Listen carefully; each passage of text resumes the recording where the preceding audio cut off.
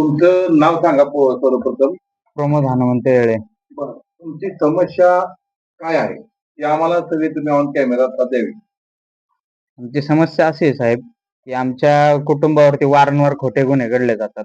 कशा संदर्भात गुन्हे घडले? तो आमचा जमिनीचा वाद चालू आहे, तो कोर्टात वाद चालू आहे. जमिनीचा वाद म्हणजे काय आहे तुमच्या जमिनीचा वाद? ते माझ्या आजोबाची प्रॉपर्टी आहे. त्यामध्ये भावकीला आमच्या हे पाहिजे, जमीन पाहिजे. त्यांना निम्मी जमीन मागते ते आम्हाला त्याच्यात. पण ही जमिनीच्या वाटणी वगैरे पहिल्यापूर्वी झाल्या असतील ना? जमिनीच्या वाटण्या झालेल्या आहेत ऑलरेडी. त्यांना 2010 ला सगळं वाटप वगैरे करून दिलेलं आहे. वाटणीपत्र तुमचं असेल, कोर्टात केस चालू असेल. हा. तर मग आता तुमच्यावरती खोटे गुन्हे कसल्या प्रकारचे दाखल? खोट्या प्रकारचे गुन्हे साहेब असेच होते की वारंवार हे जाते ते फिर्यादी पोलीस स्टेशनला आम्हाला मारहाण केली, कुठं डोकं फोडून जाते ते. वारंवार खोटे गुन्हे दाखल करतात. 2 महिन्यापूर्वी माझ्या घरच्यांच्यावर खोटा गुन्हा दाखल केला. त्याबद्दल मी एसपींना अर्ज केला. त्याच्यावरती काही कारवाई झालेली नाही. ते काही सांगता येत नाही, पण 2 महिन्यापूर्वी मी एसपी साहेबांना अर्ज दिला होता. बरं. त्या अर्जामध्ये तुम्ही काय काय दिलं? हेच वारंवार माझ्या कुटुंबावरती खोटे गुन्हे दाखल होते. याचे काहीतरी तुम्ही दखल घ्या. खाली आयओ चेंज करा म्हणून त्यांना हे पण सांगितलं होतं. आयओ कोण आहे आणि तक्रारदार कोण आहेत आणि त्याचे तपास अधिकारी कोण आहेत? तुम्हाला त्याचं थोडं अनुषंगाने काय माहित आहे का? आयओ त्यातले PSI भागवत साहेब आहेत. तपास अधिकारी पण तेच आहेत. गुन्हा पण त्यांनीच लिहून हे केलाय, दाखल करून घेतलाय. आणि त्याच्यानंतर त्याच्यात पोलिसाचा आणि तुमच्या जे भावके आहे त्यांचं काय म्हणजे लागेबंदी असू शकतात साहेब. त्या अनुषंगाने तुमच्यावरती आतापर्यंत किती गुन्हे दाखल झाले? आता आमच्यावरती 3 गुन्हे दाखल झालेले आहेत. बरं. कुठले कुठले झाले? 305, 307 आणि दुसरा एक आहे. 307चा गुन्हा तुम्ही केलेला आहे का? 307चा गुन्हा असा घडलेला आहे साहेब, ज्यावेळेस 305चा गुन्हा खोटा दाखल केला होता त्यांनी आमच्यावरती. 305चा गुन्हा खोटा होता.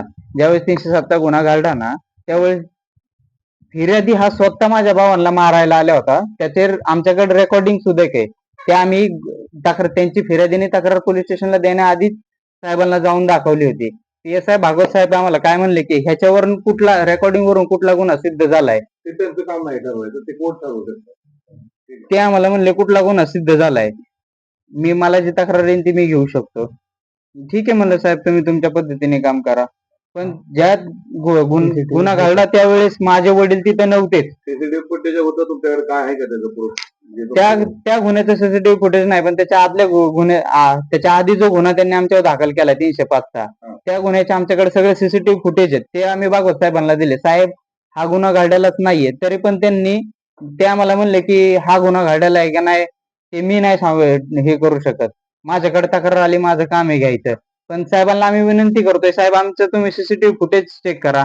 आम्ही गुन्हेगार आहे तरी पण आम्ही तुम्हाला हे देतोय ना, सगळं पुरावे देतोय. हे पोलिसांचं काम आहे ना तपासणी करण्याचं. ते आम्हाला कुठलीही मदत करत नाहीये.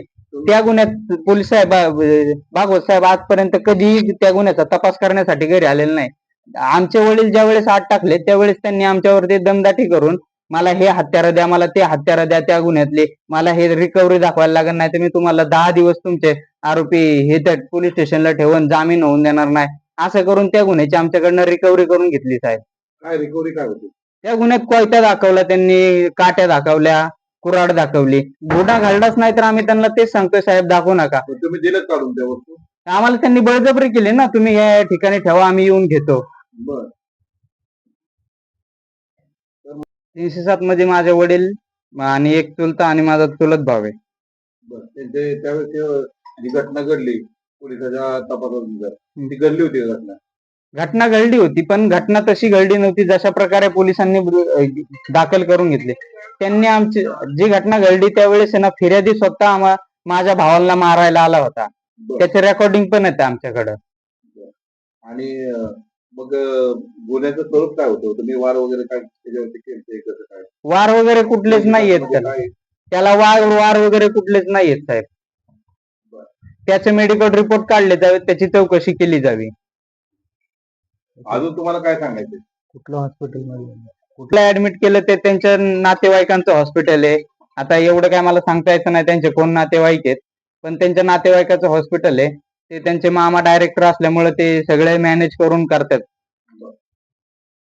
हॉस्पिटल सरकारी हॉस्पिटलमध्ये नेला नव्हता का तुम्हाला? सरकारी हॉस्पिटलमध्ये त्यांनी रिपोर्टच नाही नेले. PSI भागवत साहेब आम्ही विचारलं की म्हणे सांगायचे आम्हाला त्याची प्रकृती खूप बिकट आहे, त्याच्या 11 बरगाड्या मोडलेल्या आहेत.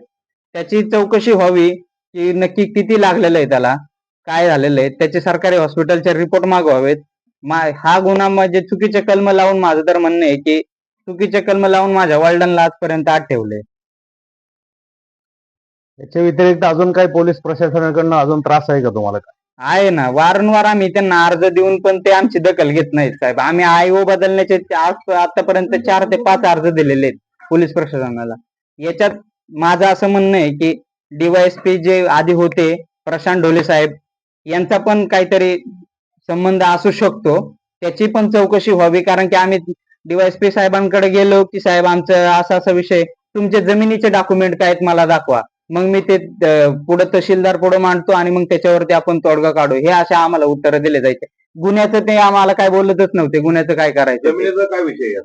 जमिनीचा विषय साहेब आमची जमीन आहे व माझ्या आजोबांची जमीन आहे खरेदी खताची. त्यांचा